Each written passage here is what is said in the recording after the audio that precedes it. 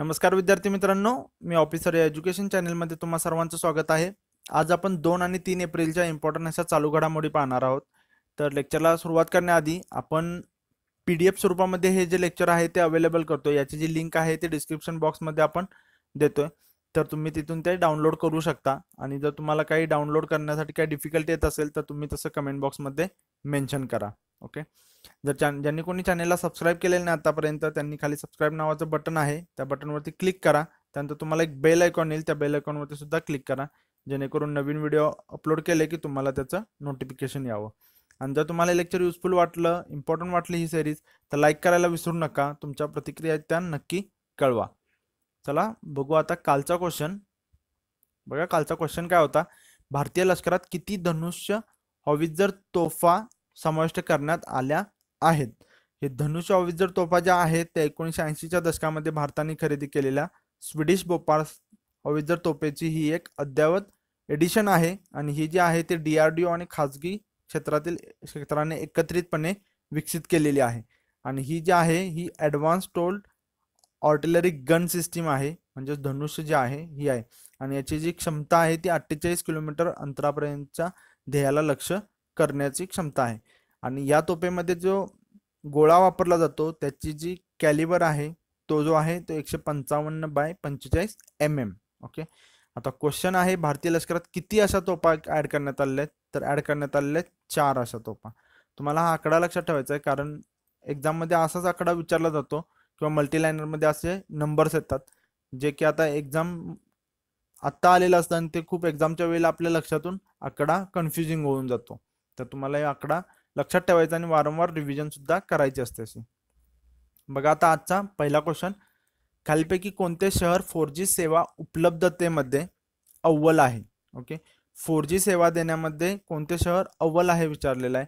तर याच्यामध्ये जे अव्वल आहे ते आहे धनबाद. ओके. तर बघा याचं उत्तर आहे पर्याय क्रमांक 1 Dhanbad.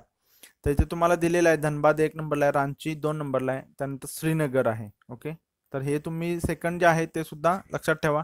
Network coverage for 4G availability in Indian cities 50 सिटींचं जे आहे ते यांनी रँकिंग केलं आणि त्याच्यानुसार जे आहे ते पर्सेंटेज दिलं आणि त्या पर्सेंटेजमध्ये जे आहे ते धनबादला फर्स्ट केलेलं आहे.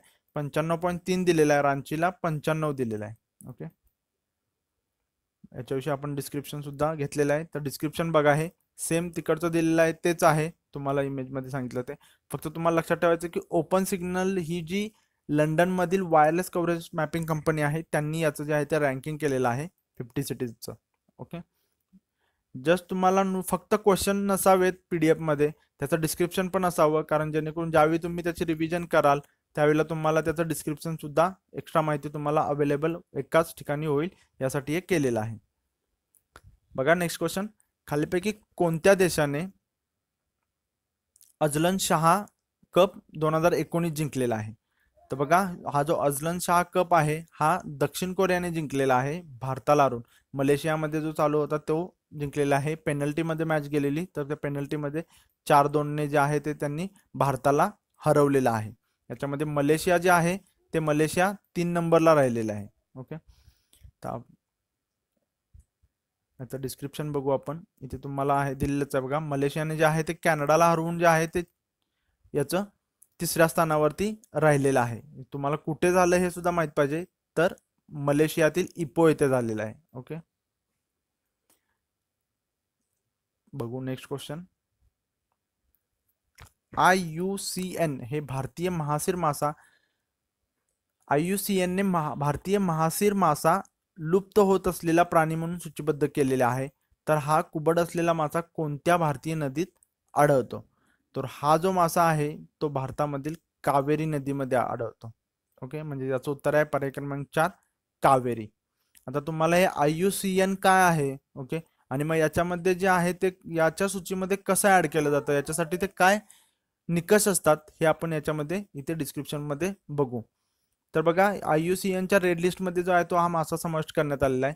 तर IUCN म्हणजे काय, international union for conservation of nature. Okay. ही जी आहे ही संयुक्त राष्ट्रसंघ शैक्षणिक वैज्ञानिक सांस्कृतिक संघटना म्हणजे युनेस्को याची अधिकृत सल्लागार संस्था आहे आणि निसर्ग संवर्धनाच्या क्षेत्रात तसेच नैसर्गिक स्रोतांचा शाश्वत वापर या क्षेत्रामध्ये कार्यरत असलेली संस्था आहे. याचं जे हेडक्वार्टर आहे ते स्वित्झर्लंडमध्ये आहे. आणि बघा हा जो या सूचीमध्ये म्हणजे IUCNच्या सूचीमध्ये ऍड होणं म्हणजेच काय लुप्त होत असलेली प्रजाती आहे. आणि जसं तुम्हाला क्वेश्चन होता की तो कोणत्या नदीच्या मध्ये पाण्यात आढळतो, तो कावेरी नदीच्या. ओके, आता आपण बघू की याच्या सीटसाठी जे आहे ते निकष कोणकोणते आहेत. याच्यासाठी 5 निकष आहेत. ओके, तर हे 5 निकष तुम्हाला माहित पाहिजे. लोकसंख्या घट झालेली आहे का त्या प्रजातीची, भौगोलिक श्रेणी त्याची कन्सिडर केली जाते, प्रजाती आधीच लहान असणारी लोकसंख्या आहे का, त्याचा किती लोकसंख्या आहे हे याचं कमी आहे का ती, ते पूर्ण जे आहे ते इव्हॅल्युएशन केलं जातं. प्रजाती खूप लहान आहे किंवा प्रतिबंधित क्षेत्रात राहतात का, त्यांच्या विश्लेषणाचे परिणाम वन्यमध्ये विलुप्त होण्याची उच्च संभाव्यता सूचित करतात की नाही करतात. हे जे आहे ते सेट्स आहेत, हे चेकलिस्ट बघून मग ते आहे ते त्याच्यामध्ये त्यांना ऍड केलं जातं. हे जस्ट माहीत असावं, कारण जर मल्टीलाईनर आलं तर तुम्हाला असाच क्वेश्चन डायरेक्ट येऊ शकतो. नेक्स्ट क्वेश्चन बघा, पुरुष एकेरीचे मियामी ओपन टेनिस 2019 जेतेपद कोणी पटकावले. तर हे जे विजेतेपद पटकावलेलं आहे ते रॉजर फेडररने पटकावलेलं आहे. रॉजर फेडरर म्हणले की तुम्हाला 20 ग्रँड स्लॅम लगेच लक्षात आलं पाहिजे. 20 ग्रँड स्लॅम विजेता हा आहे रॉजर फेडरर. हा कोणत्या देशाचा खेळाडू आहे हे सुद्धा माहित पाहिजे, स्वित्झर्लंडचा आहे. आणि याने जी आहे ही मियामी ओपन जी आहे ही 4थ्यांदा जिंकलेली आहे. ओके, तर हे तुम्हाला माहित पाहिजे. स्वित्झर्लंडचा टेनिसपटू आहे हा, त्यांनी जॉन इस्नरला पराभूत केलेला आहे फायनलमध्ये. आणि सर्वाधिक ग्रँड स्लॅम जिंकलेला आहे. आपल्याला माहिती आहे ते ग्रँड स्लॅम किती ते सुद्धा काउंट माहित पाहिजे. जर तुम्हाला असं नाही विचारलं तर डायरेक्ट फेडरर विषयी विचारलं जाऊ शकतं. आणि या मियामीमध्ये जे इतर ज्या स्पर्धा झालेल्या आहेत त्याच्यामध्ये महिला एकल, पुरुष दुहेरी, महिला दुहेरी याचे जे विजेते कोण झाले आहेत तर त्यांची सुद्धा इथे नावं दिले आहेत. हे सुद्धा तुम्हाला माहित असणं अपेक्षित आहे. ओके, मियामी जी आहे ती अमेरिकेत खेळली जाणारी पुरुष आणि महिला यांसाठीची वार्षिक टेनिस स्पर्धा आहे. 1985 पासून याची सुरुवात आहे. खेळाविषयी सुद्धा थोडं माहित असावं, कारण त्या रिलेटेड क्वेश्चन म्हणला की तुम्हाला त्याच्याविषयी माहित असणं गरजेचं आहे. इस्रो आलेला आहे बघा. इस्रोने PSLV C45 या प्रक्षेपकाद्वारे एमिसॅट या उपग्रहासोबत किती नॅनो उपग्रह प्रक्षेपित केले आहेत. ओके, पहिल्यांदा तुम्हाला लक्षात ठेवायचं PSLV C45 हे जे प्रक्षेपक वापरलं गेलेलं आहे आणि एमिसॅट हा भारतीय उपग्रह आहे, त्याच्यासोबत जे आहे ते नॅनो उपग्रह पाठवलेले आहेत. तर त्यांची संख्या आहे 28, म्हणजे त्याचं उत्तर आहे पर्याय क्रमांक 28. इस्रो आलेला आहे. इस्रो आले की तुम्हाला लगेच इस्रोच्या जेवढ्या रिलेटेड स्टॅटिक इन्फॉर्मेशन आहे, मी स्टॅटिक म्हणतोय, ती इन्फॉर्मेशन तुम्हाला माहित पाहिजे, जेणेकरून ती इन्फॉर्मेशन तुम्हाला ऑल एक्झामसाठी उपयोगी पडेल. जसं की इस्रोचं हेडक्वार्टर कुठे आहे, बेंगलोरला आहे. स्थापना 1969 झालेली आहे 15 ऑगस्ट. 1972 सरकारद्वारे अंतराळ आयोग आणि अंतरिक्ष विभागाची स्थापना केली गेलेली होती. हे जस्ट तुम्हाला माहित असावं. इस्रोने जे आहे ते एकाच वेळी 104 उपग्रह अवकाशात सोडलेले होते, तो एक विक्रम होता. त्यानंतर पहिल्याच प्रयत्नात मंगळयान मंगळाच्या कक्षेत पोहोचवण्याचा विक्रम सुद्धा इस्रोने केलेला आहे. आणि इस्रोचा पहिला उपग्रह कोणता तर आर्यभट्ट आहे, पण तो सोव्हिएत संघाने प्रक्षेपित केलेला होता 1975. आणि पहिला उपग्रह जो आहे की भारताच्या व्हेकल मधून पाठवला तो रोहिणी आहे. ओके, अशी जी स्टॅटिक इन्फॉर्मेशन आहे ती तुम्हाला जी दरवेळेला तुम्हाला इस्रोच्या रिलेटेड न्यूज आली की तुम्हाला त्याची रिव्हिजन तिथे करता आली पाहिजे. असे जे आहे ते तुम्ही एका वेगळ्याच नोटबुकमध्ये अशी स्टॅटिक इन्फॉर्मेशन ठेवली पाहिजे. युनेस्को आलं, ओके, वर्ल्ड बँक आलं, इस्रो आलं, अशा संस्था आहेत. ओके, नीती आयोग आलं, म्हणजे अशा स्टॅटिक इन्फॉर्मेशन तुम्ही ठेवली पाहिजे. बघा इथे जे आहे ते त्याच्याविषयी डिटेल इन्फॉर्मेशन दिलेलीच आहे. तर बघा, इस्रोच्या श्रीहरिकोटा येथील सतीश धवन अवकाश केंद्रावरून जे आहे ते याचे लॉन्चिंग केलेलं आहे एप्रिल 2019 मध्ये. आणि याच्यामध्ये जे आहेत ते 28 नॅनो उपग्रह एकाच वेळेला पाठवलेले आहेत. DRDO एमिसॅट उपग्रह संरक्षण विषयक जो आहे तो हा त्याचा यूज असणार आहे. ओके, DRDO संस्थेने जो आहे तो हा उपग्रह त्यांच्या संरक्षणासाठी म्हणजे त्या फील्डमध्ये त्याला यूज करण्यासाठी वापरलेला आहे. आणि याचं वेट जे आहे ते तुम्हाला विशेष माहित पाहिजे तर 436 किलो वजनी आहे आणि हा विद्युत चुंबकीय मापनासाठी काम करणार आहे. ओके. आणि त्याच्यामुळे शत्रूच्या रडाची, तिथे चालणाऱ्या संवादाची आणि प्रदेशाची माहिती मिळवणं शक्य होणार आहे. ओके. असेच बरेच आता आपण पाहिलेलं होतं ज्या वेळेला कंबाईन एक्झाम आणि आपण राज्यसेवेसाठी जी रिव्हिजन घेतली त्याच्यामध्ये पूर्ण ज्या इस्रोच्या 2018च्या आणि 19च्या सुरुवातीला जेवढ्या जेवढ्या झाल्या तेवढ्या न्यूज आपण कव्हर करण्याचा तिथे प्रयत्न करतच होतो. आता तुम्हाला पुढच्या एक्झामसाठी जर तुम्ही प्रिपेअर करत असाल तर तुम्ही सुद्धा ते पूर्ण एक लिस्ट बनवत चालले पाहिजेत. ओके.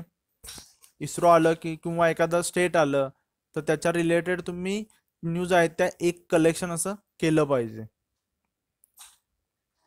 बघा, आयसीसीच्या मुख्य कार्यकारी पदावरती मनू साहनी आता रुजू झालेले आहेत. हा आता याच्यावरती तुम्हाला क्वेश्चन ऑफ द डे असणार आहे. तर आंतरराष्ट्रीय क्रिकेट परिषदेचे नूतन, आपण ऑलरेडी याच्याविषयी घेतलेलं होतं. जानेवारी महिन्यामध्ये जी त्यांची नियुक्ती करण्यात आलेली होती, जी घोषित केलेली होती, त्यावेळेला आपण घेतलेलंच होतं हे. तर बघा, हे जे आहे आता त्या डेव्हिड रिचर्डसन पहिले होते, तर तुम्हाला हे पण माहित पाहिजे कोण होते आणि कोणाच्या जागी झालं. तर डेव्हिड रिचर्डसन असणार. डेव्हिड रिचर्डसन सध्या त्यांच्यासोबत ॲज अ बफर म्हणू शकता तुम्ही, किंवा ते त्यांच्यासोबत काम करणार आहेत वर्ल्ड कप पर्यंत. आणि त्याच्यानंतर मग ते पूर्ण कारभार जे असणार ते मनू साहनी आता बघणार आहेत. ओके. जसं सांगितलं तुम्हाला, त्यांची नियुक्ती जी आहे ती मे महिन्यातच करण्यात आलेली होती आणि त्याच्यानंतर त्याच वेळी ठरवलेलं होतं की जुलैपर्यंत आहे ते रिचर्डसन कार्यरत असणार आहेत, असं आयसीसीने त्यावेळेलाच घोषित केलेलं होतं. आणि हे जे डिसिजन होता तो शशांक मनोहर यांच्या अध्यक्षतेखालील समितीने याची जी होती ती निवड केलेली होती. आता इथे बघा, ESPN स्टार स्पोर्टचे माजी व्यवस्थापक संचालक म्हणून कामकाज केलेले मनू साहनी हे कालावधीच्या अंतिम 6 आठवड्यांमध्ये रिचर्डसन यांच्यासमोर कामकाज करून हस्तांतरणाची प्रक्रिया सुरळीतपणे पार पाडण्याबाबत दक्षता घेणार आहेत. ओके. म्हणजे आता हे उरलेले दिवस आहेत ते त्यांचं फक्त ट्रान्झिशन फेज असणार आहे. आता बघू क्वेश्चन ऑफ द डे. एकदम सिंपल क्वेश्चन आहे. आयसीसीच्या मुख्य कार्यकारी पदाचा कारभार कोणी स्वीकारलेला आहे? आशा करतो तुम्ही याचा आन्सर जे आहे ते कमेंट बॉक्समध्ये मेन्शन कराल. आणि तुम्हाला हे लेक्चर युजफुल वाटलं असेल, इम्पॉर्टंट वाटलं असेल तर तुम्ही लाईक करायला विसरू नका. भेटू पुढच्या लेक्चरमध्ये. तोपर्यंत धन्यवाद.